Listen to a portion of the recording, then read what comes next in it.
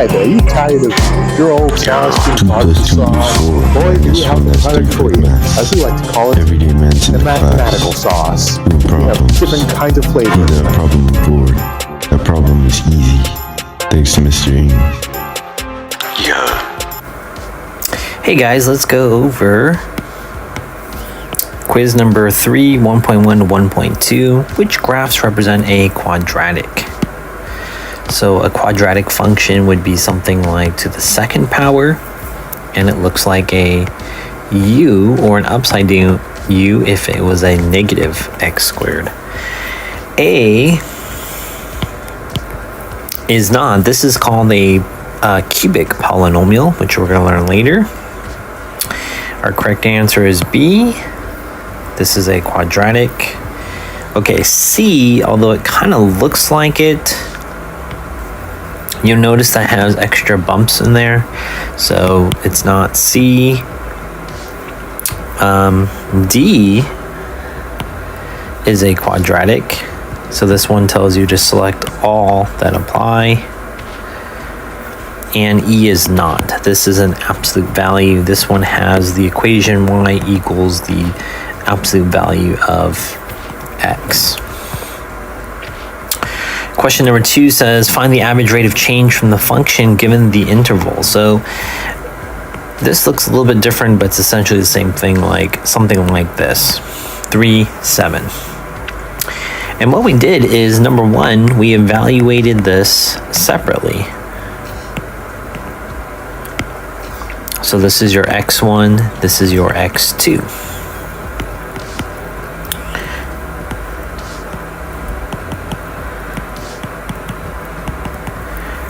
So you're basically just going to plug it into the function. So let's put in 3.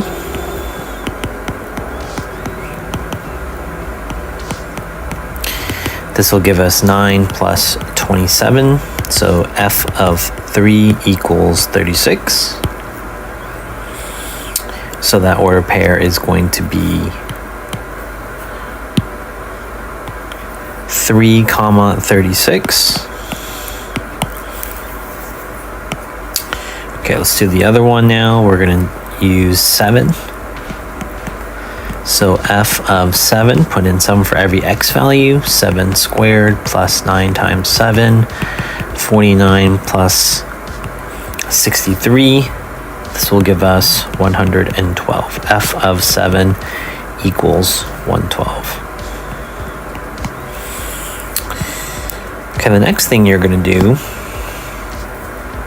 is we're just going to find the average rate of change, which is basically slope. My formula is y2 minus y1 over x2 minus x1. My y2 value is 112. And I want to point out that it must have the minus sign in red. My y1 value is 36. My x2 value is 7 and 3.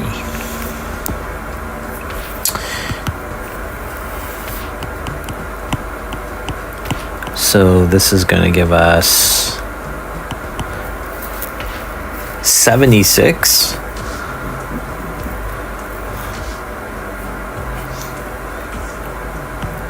over 4, which reduces to 19. We have an average rate of 19. Basically, if you graph this and you have 3, 7, and 7, 112, something like this. So your graph looks like something like that. And we're basically trying to find the average rate of change between the two yellow dots, which will give us a slope of positive 7. Let's talk about the Super Bowl problem. The graph shows the number of television viewers of Super Bowl, whoops, typo, Bowl since 2006. Use a graph to estimate the average rate of change in the Super Bowl viewers from 2006 to 2016. So there is our interval. 2006 to 2016. This is called interval notation. And 2006 is here. So remember, we learned in class 2006 plus 0 is 2006. So this 0 here represents 2006. 2016 would be plus 10. 2006 plus 2000 plus 10 equals 2016. So the 10 represents that number. So I want this number here, which I'm going to estimate to be an x value of 10, comma. So you just go up here and then do your best over there. So that's probably 115, so maybe like 112. And then this value just go up. So I'm going to guess this value is going to be 0, comma 90. So this is my x1. This is my x2. We learned that in a previous lesson. So they're asking for my guess here. And estimate how many viewers are increased from 2016. So can I go from this point to that point? Per year. So I'm gonna guess, I don't know, so this is over 10 years. And then the difference is maybe, I don't know, 110 to 90, so this would be a distance of 20. So rise over run would be 20 over 10. I'm gonna guess mine is about 2. Remember the unit's 2 million viewers per year. That's what I think it'll increase. Okay, let's go ahead and calculate this now. Average rate of change, that's just m equals m2 minus m1, y2 minus y1, x2 minus x1. So here are my values labeled x1, y1, x2, y2. Let's write those down from over there. So my y2 value is 112 minus y1, which is 90. And then my x2 value is 10 minus 0.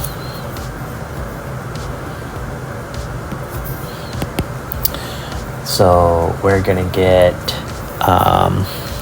22 over 10, which gives us 2.2.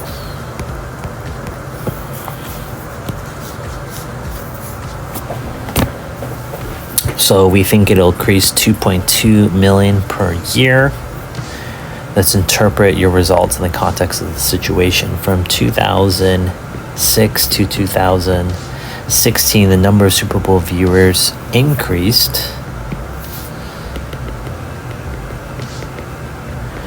And again, I'm thinking increase because it's a plus here. By an average of 2.2 million viewers per 1 year. That's the one there, okay? Now recognize no parentheses. So if it has no parentheses, this is standard form.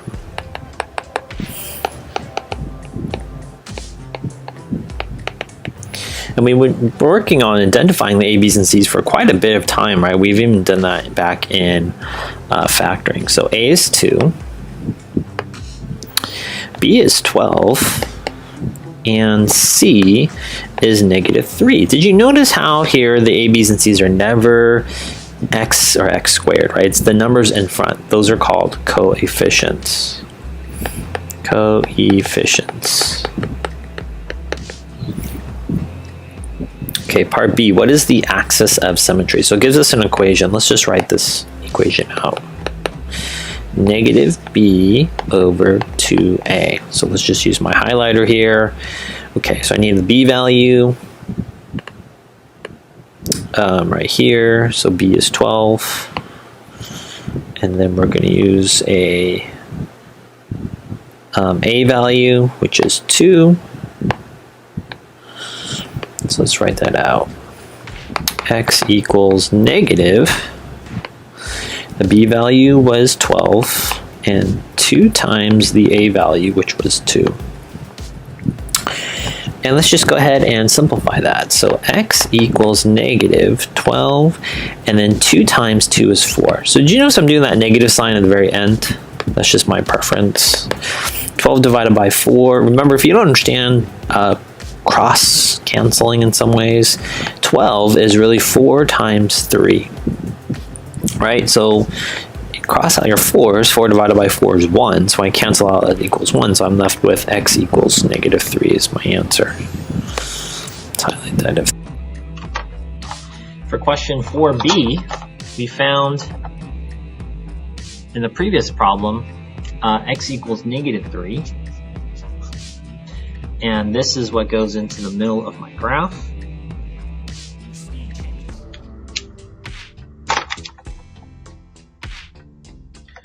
So from here, I think of the x number line, so negative 2, negative 1, negative 4, negative 5. You can put that into Desmos. I have a calculator here, so I'm going to go y equals, clear it, 2x squared plus 12x minus 3. I'm going to go to my table, look for negative 1, I got negative 13, negative 2, negative 19, negative 3, negative 21. You'll notice that is the lowest or smallest number, negative 4, negative 19, and negative 5, 13. So when I go ahead and graph these points, I'm going to go left 3 down negative 13. A little bit hard to see. So left 1 down 13. Something like right there. Down left 2 down 19. Left 3 down 21.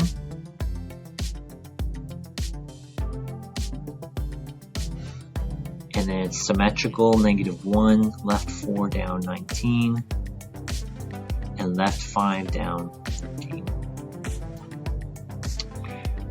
I also notice that this graph will have a y-intercept of a negative 3. So this is standard form, no parentheses, it's going to go through negative 3.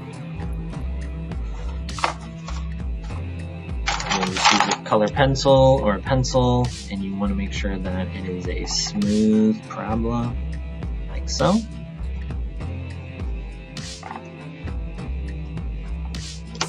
And that's what our graph looks like.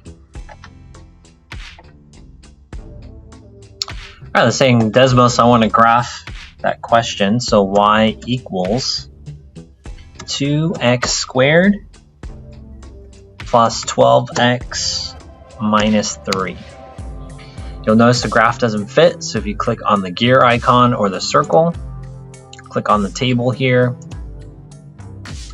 and then if you click on the magnifying glass, that'll zoom into the points that you want. But if you zoom out on the graph and you click on the vertex, the minimum, you'll notice that this is actually question 4b. This is your axis of symmetry, so x equals negative 3. So if I put in negative 3 and switch all these numbers,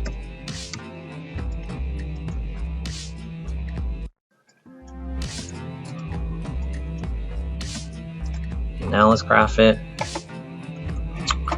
And I want to show you something else. So if I actually just graph x equals negative 3, that shows me my axis of symmetry here.